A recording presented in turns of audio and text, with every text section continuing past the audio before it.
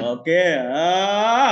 Bismillahirrahmanirrahim. Assalamualaikum warahmatullahi wabarakatuh. Waalaikumsalam warahmatullahi wabarakatuh. Di sini kami kelompok 3 ingin mempresentasikan hasil kinerja kami yang berjudul mengenal manajemen strategis syariah.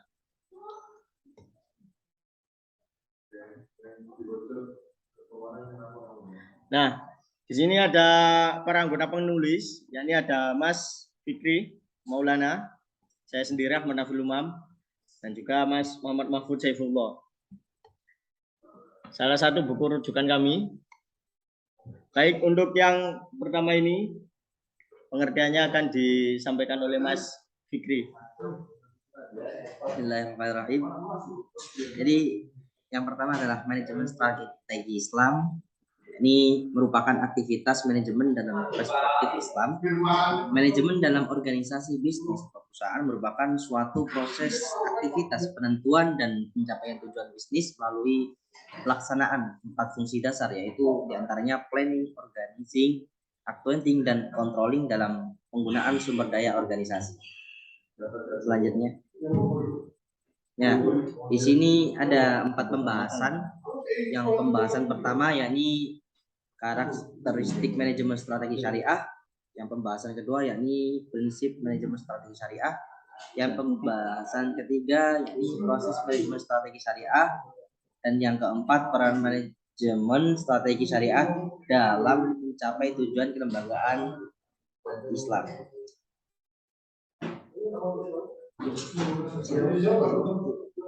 Gila.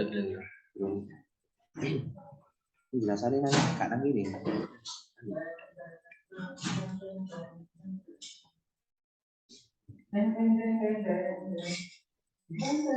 Mau anu,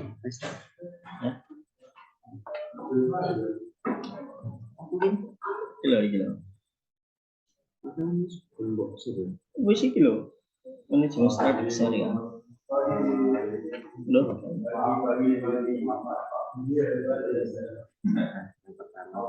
Ya, aku mau istri yang kedua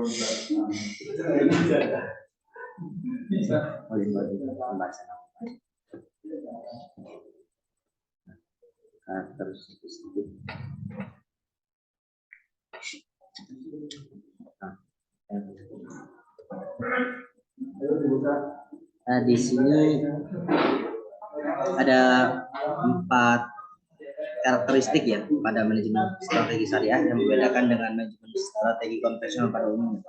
Yang pertama adalah hubungan. Ini hubungan yang sangat erat antara manajemen dan komponen masyarakat karena menggunakan sistem sosial yang terdapat nilai-nilai akhlak, moral, dan nilai yang berpedoman pada ajaran agama Islam. Dengan kata lain adalah mayoritas penduduk Indonesia adalah Muslim.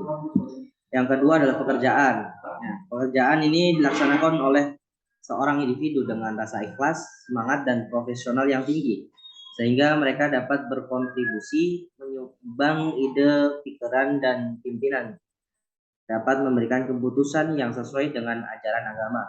Yang ketiga ini struktural, yakni dalam maksud meskipun terdapat struktural, tetapi pada manajemen Islam ini tidak membeda-bedakan pimpinan dan karyawannya, sehingga mereka dapat bekerja sama dengan senang hati karena rasa nyaman tanpa adanya perbedaan.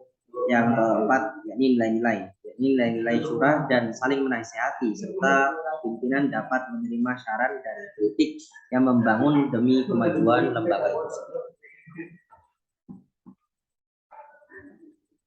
Ya, prinsip dasar manajemen strategi ini akan disampaikan oleh Mas Food.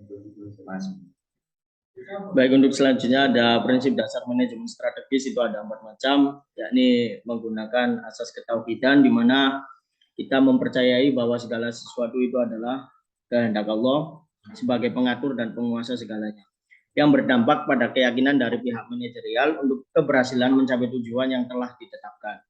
Yang kedua ada orientasi dunia dan akhirat, yakni di mana memiliki rasa percaya yang tinggi terhadap Allah dengan digabungkan rasa ikhlas seluruh pihak dalam lembaga yang bekerja, maka akan mendatangkan ridha Allah seperti dijelaskan dalam Quran surat Asy-Syura surat ke-42 ayat ke-20, yang artinya siapa yang menghendaki balasan di akhirat akan kami tambahkan balasan itu baginya. Siapa yang menghendaki balasan di dunia, kami berikan kepadanya sebagian darinya balasan dunia.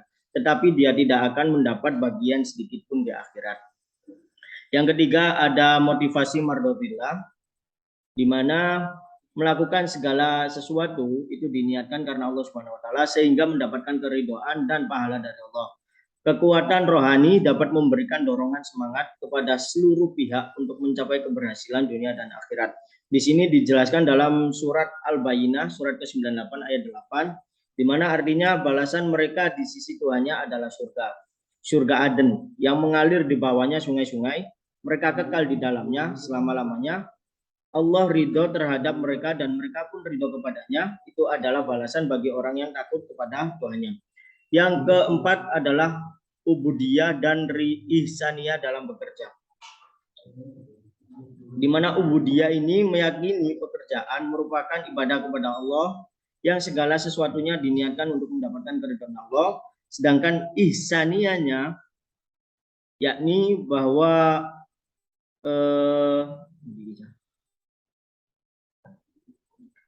dikatakan sebagai amal soleh seorang manusia yang disebut sebagai ihsaniyah, yakni selalu merasa bahwa apapun yang dikerjakan oleh seorang individu itu selalu diawasi dan diketahui oleh Allah Subhanahu wa taala. Masya Allah.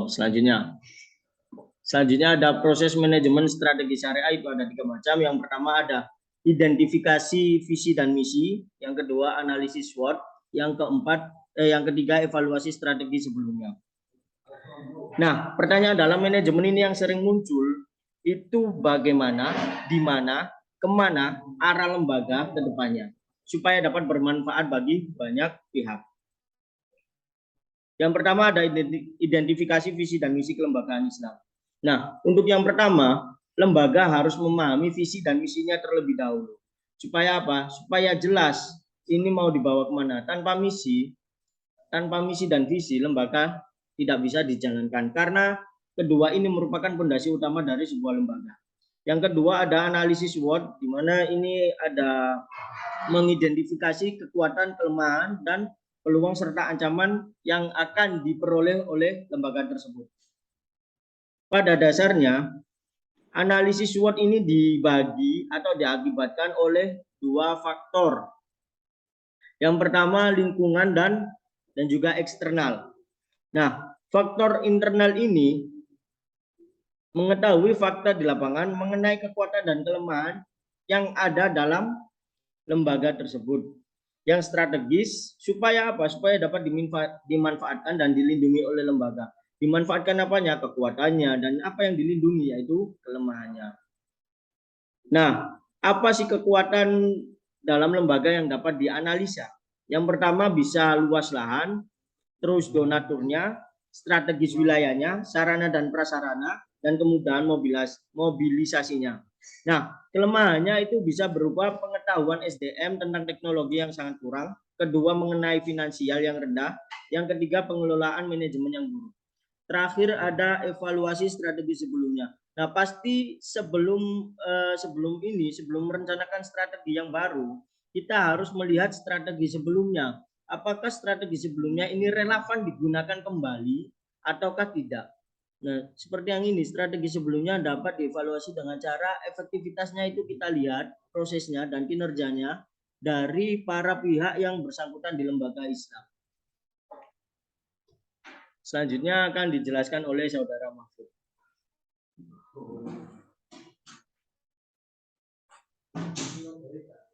Oke.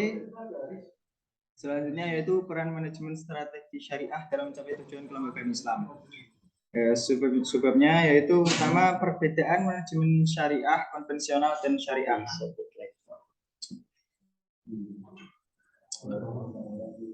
Kita mengambil contoh yaitu di bank syariah ya. Bank kan ada yang syariah dan ada yang konvensional. Nah, keuntungan dari bank konvensional ini diambil dari bunga bank yang telah ditetapkan. Sedangkan bank syariah menggunakan sistem bagi hasil. Perbedaan yang paling mencolok di antara keduanya ini adalah sistem pengambilan keuntungan dari nasabah. Oke, di bawah ada tabel, silakan dilihat. Ada tabel pertama itu bunga dan tabel kedua itu bagi hasil. Nah ini sisi perbedaannya ya. Yang pertama yaitu bunga diasumsikan dapat memperoleh keuntungan, sedangkan bagi hasil itu berpedoman pada untung ataupun rugi yang dialami. Yang kedua yaitu persentase perhitungan tergantung pada besaran modal yang dipinjamkan.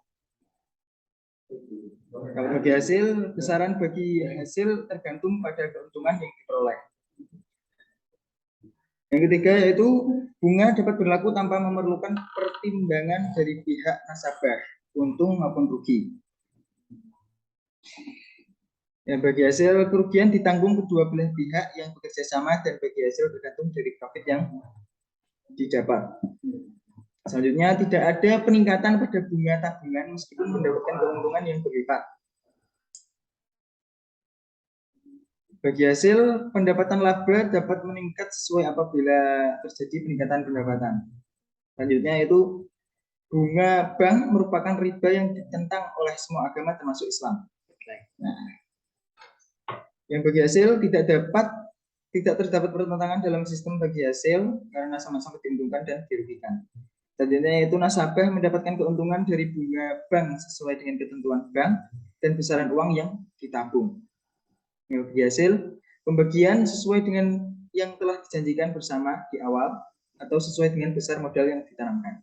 Selanjutnya yaitu terakhir, semakin banyak uang yang ditabung maka semakin besar bunga yang diberikan. Bagi hasil, apabila dalam usaha mengalami kerugian, maka kedua belah pihak menanggung kerugian yang sama. Sebenarnya manajemen strategis konvensional dan syariah itu ya sekilas itu sama.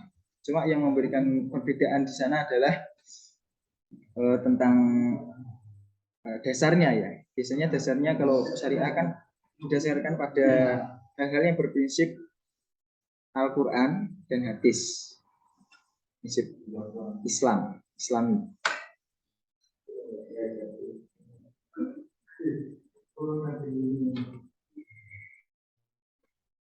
Selanjutnya yaitu peran manajemen syariah. Peran manajemen strategi syariah. Nah, pada manajemen strategi syariah juga dapat digunakan sebagai pemantauan kinerja dari sumber daya manusia, terutama dalam budaya kedisiplinan karyawan. Adapun peran penting manajemen strategi bagi kelembagaan Islam antara lain pembuatan visi dan misi lembaga sebagai pedoman dalam perjalanan ke depannya.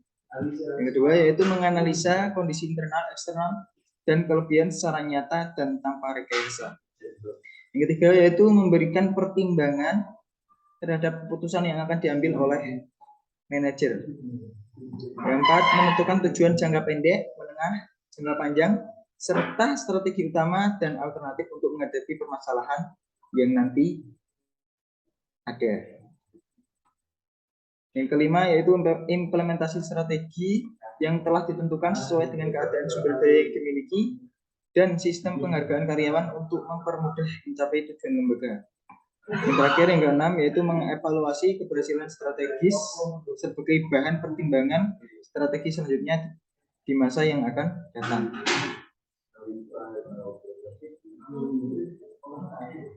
Pada strategi syariah itu memiliki alasan filosofi dan praktek dalam pelaksanaannya, di mana larangan riba dalam segala bentuk transaksi merupakan alasan filosofisnya.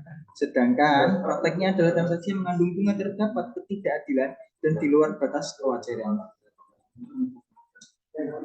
Perbankan syariah dalam menyalurkan dan menghimpun dari kelebihan dana yang akan diberikan kepada masyarakat dengan prinsip syariah sebagai berikut, yaitu ada 5 prinsip syariahnya, yaitu akad wadiah titipan, yang kedua yaitu akad mudharabah bagi hasil, yang ketiga yaitu akad musyarakah opsi, yang keempat yaitu akad murabbahah yaitu jual beli, dan yang terakhir kelima yaitu akad ijarah atau sewa.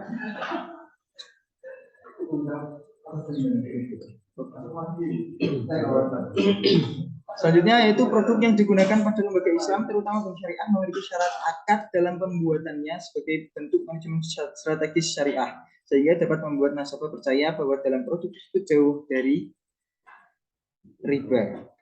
Adapun nama produknya sebagai berikut. A. Tabungan BSM.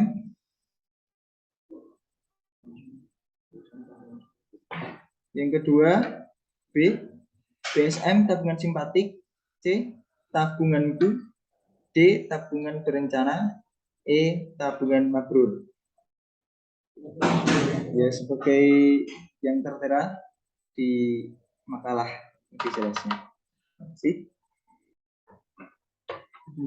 Oke, terima kasih kami sampaikan.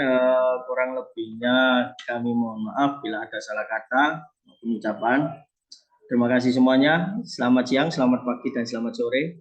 Wassalamualaikum warahmatullahi wabarakatuh.